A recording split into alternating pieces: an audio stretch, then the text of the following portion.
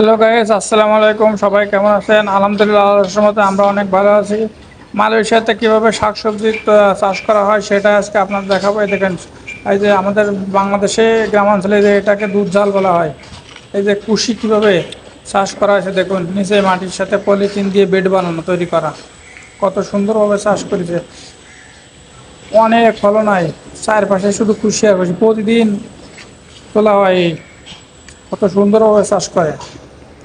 এই যে দেখুন, বেগুন গাছ লাগাইছে, কত সুন্দরভাবে চারা রোপণ করেছে। এই যে উস্তে কত সুন্দরভাবে লাগানো হয়েছে, মাথার পরে তো অনেক উস্তে ধরে আছে কত সুন্দরভাবে।